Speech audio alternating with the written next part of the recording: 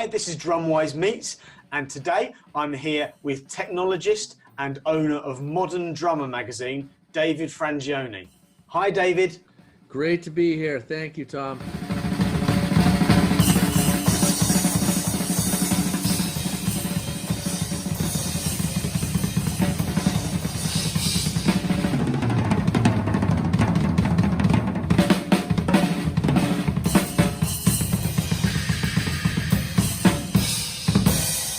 What age did you first get into drums?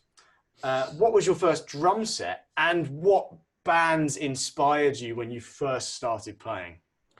I started playing the drums with a paper toy drum kit around 2 years old.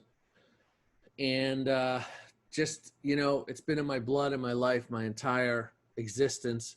And at 8 years old, my parents saw that I was taking it seriously. I was taking lessons on a drum pad, playing in the elementary school, drum kind of, lessons and band offerings that they had at that time. I was very lucky to grow up at a time where there was a lot of music in school, from elementary all the way through high school.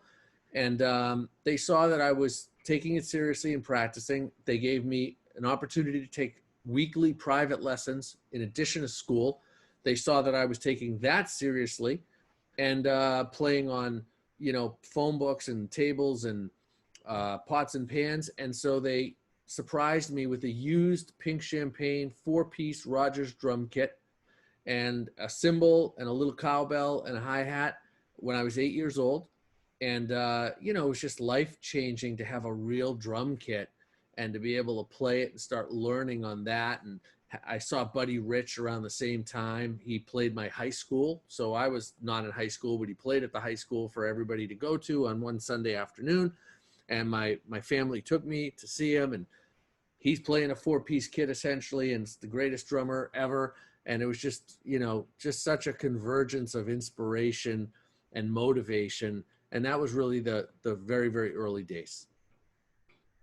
And what were there any particular bands that really inspired your playing early on? Absolutely. I was really into the Beatles, Led Zeppelin, ELP, and Carl Palmer, of course, was a huge influence of mine. Really, my first drum idol, I would say, really on the heels of Buddy, was Carl Palmer. I had never heard a drummer play like that and be in a band that was rock oriented as opposed to jazz, which I liked rock more. And so I was really into Zeppelin and Sabbath and ELP, the Stones, the Who, all the great bands out of the 60s and 70s, of course, the Beatles, to say the least, and just really into them. So I was practicing to get better as a drummer, playing rudiments and exercises. Plus I was playing along at that time records and somewhere around the same time cassette, playing along on my Rogers kit to these different bands.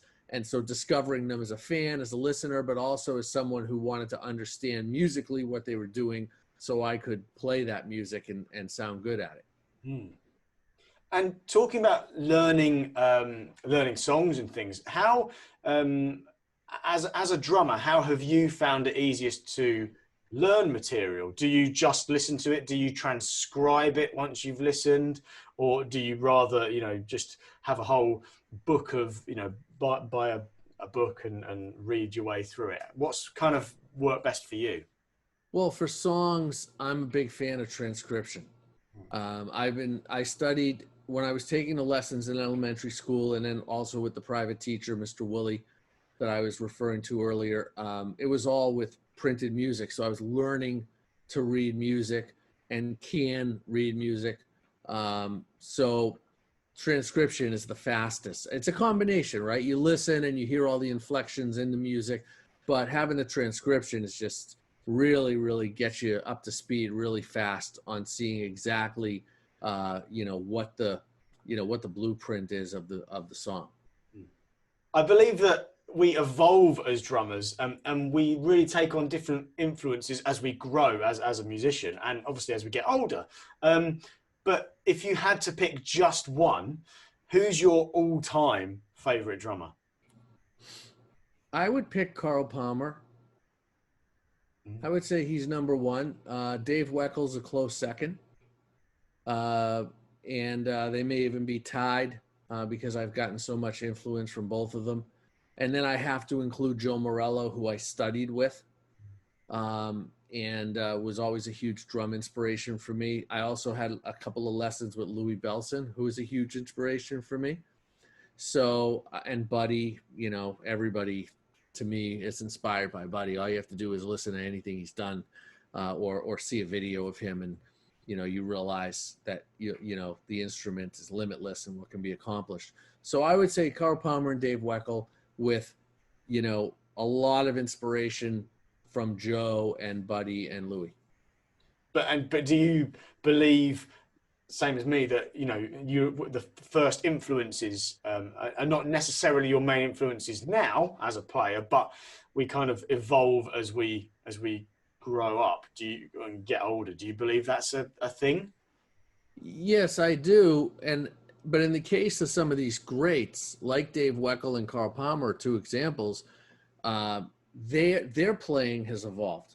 So what blew me away about Dave Weckel's playing in 1987, and what I was trying to learn and grasp, is completely different from Dave Weckel's playing in 2007, and here we are in 2020.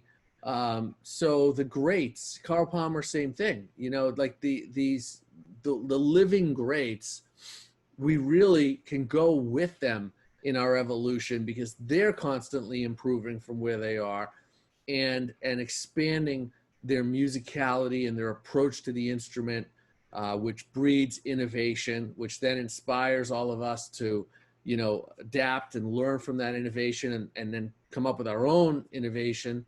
And so I think it's a combination of evolving with the drummers that inspire us as they evolve. And I, of course, you know, finding new drummers to inspire you and learn from, the guys that come on the scene or that people introduce you to.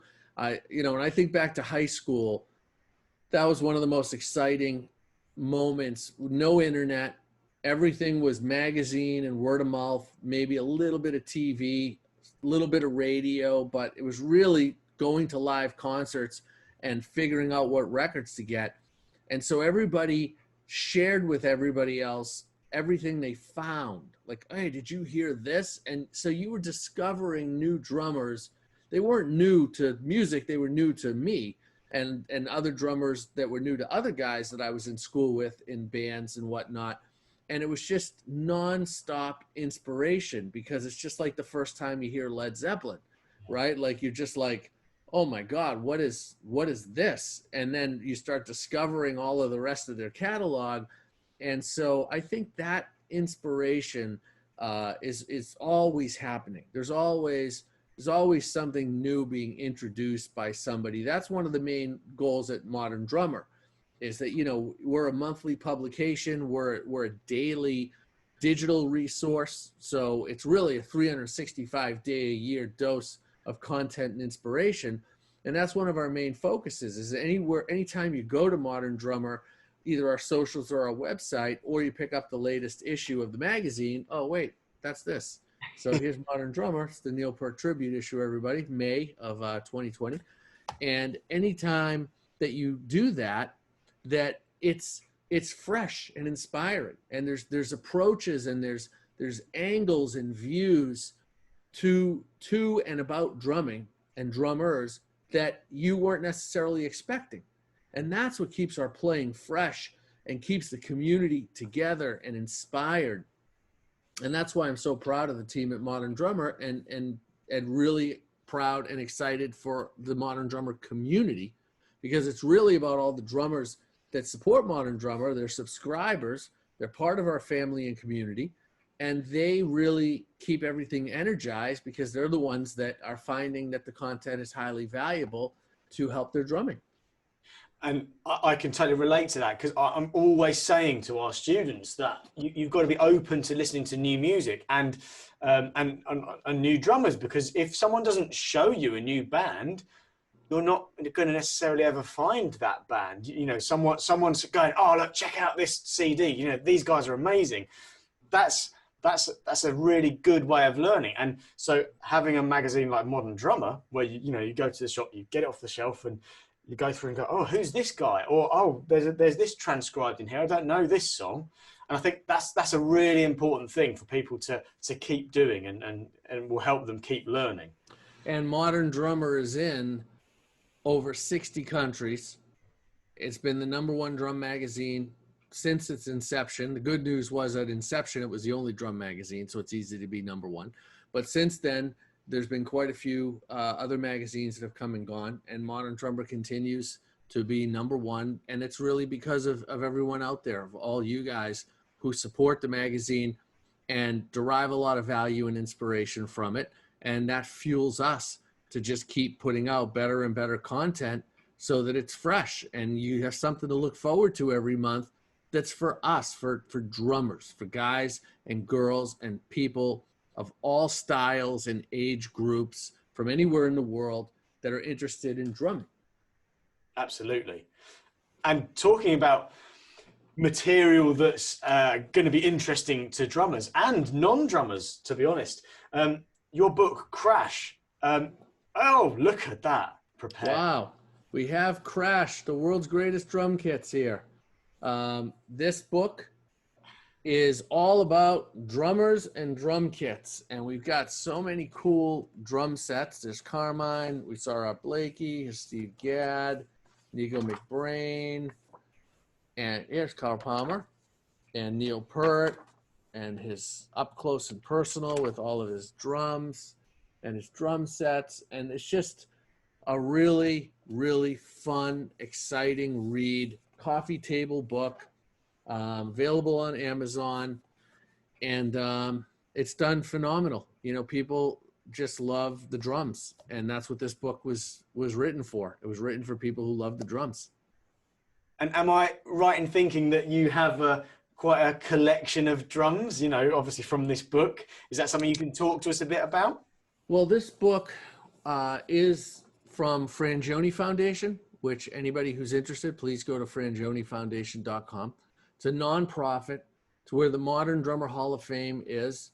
And all of these kits are set up there, and it's part of our nonprofit. So it's a collection, but it's really a place where people can be inspired and learn and really celebrate and have exciting moments because of the drums, right? I mean, think about the power of that a drum kit can have such an impact on all of us, especially if it's our favorite drummer's kit or a kit that we grew up watching, like, you know, the Carl Palmer stainless steel kit.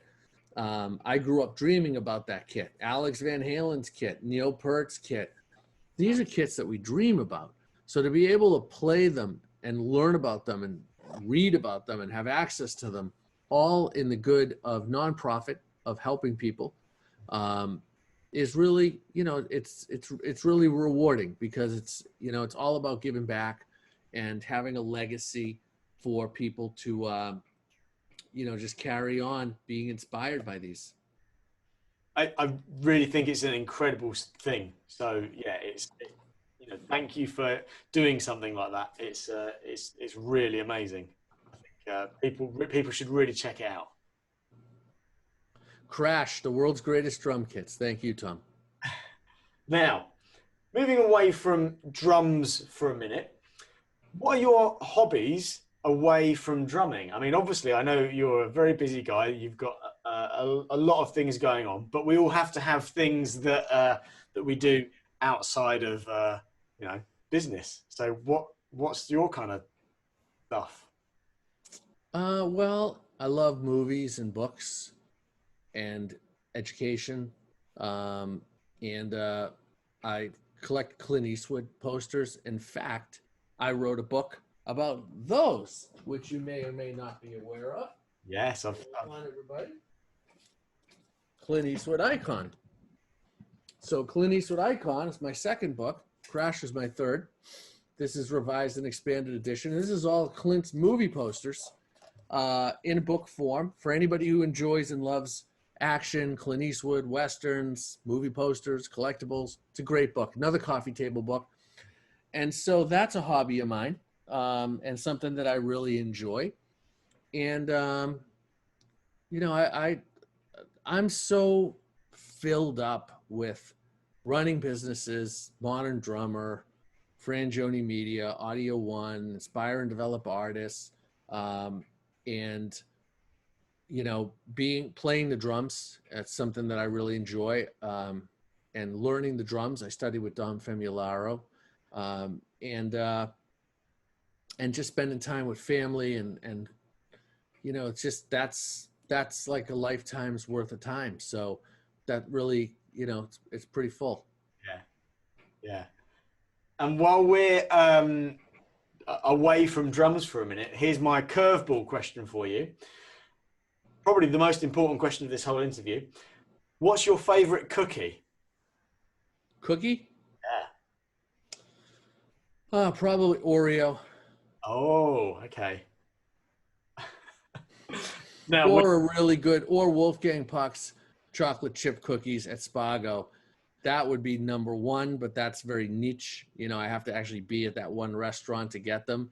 But he uses Dutch chocolate, and they cook them to order. And Sherry Yard is the dessert chef there, and it's just an amazing cookie. But as far as just a mainstream cookie, I love Oreos. but the second part to that question is, would you dunk the Oreo cookie in either coffee, tea, milk, or is it just you have to eat it on its own? No, I like eating it on its own, but with a cup of coffee or milk. But I wouldn't necessarily dunk it. No, I like to keep everything in its own lane. Okay, there we go. Now, just moving back to music and drums. So you were one of the pioneers of MIDI technology. Um, how has your career in music technology had to evolve over the years? Because obviously, because of technology changing over the years. Well, music technology changes over the course of a day, right? So it's very very fluid. Businesses too, you know, but certainly technology is on the speedier end of that, and you know, it's just constant learning and staying ahead of it, aligning with manufacturers, talking to end users and other professionals, trying to talk to as many people as I can find who are really experienced and really smart and can give me insight that I can apply to whatever my goals and projects are. And then, you know, I share back with them, and you just, you know, you just do the work. You know, I think hard work is underrated, and you just got to work really hard at and focus on what it is that, you know, that you want to accomplish. Yeah, good advice. And my last question is, if you could give one bit of advice to up and coming drummers, or I think for you, and another part to that question is, people that want to be successful in business, or entrepreneurs, what would that advice be? Well, I think there's multiple steps to it. I think that you have to really be committed to whatever it is that you endeavor. I think there's a lot of people that are half-hearted in their commitment, which isn't really a commitment. And then when what that causes is people to quit or to change routes, and you know, they wonder why they never really got where they wanted to go. It's because they never really set out with what I call no plan B to get where they wanted to go, right? Somebody's going to conquer a mountain and climb it literally, right? So you know, that's their goal. They train for it. They study the mountain. They talk to people who have climbed the mountain, and they set out to climb the mountain. You know, most of those people either climb it or die trying. And that's really the approach that I take, and that I think a lot of people should take when you want to accomplish something. And I think that mindset, that approach, which is so much easier to talk about than it is to practice and do, I think that's one of the key things that a lot of people fall short on, is that you know, the going's going to get tough. There's going to be setbacks. There's going to be disappointments. Sometimes they're really huge, and you know, you just got to want it bad enough that you persevere. David, thank you so much for spending your time with us here at DrumWise today. It's been a pleasure talking with you. Well, thank you, Tom. Thank you, everyone. I wish everybody the best. Please stay healthy, stay safe. It's kind of a crazy time right now. And we just gotta, stay together and really just, be committed. And I wish everyone the best. And thank you for all the support with Modern Drummer and with Crash.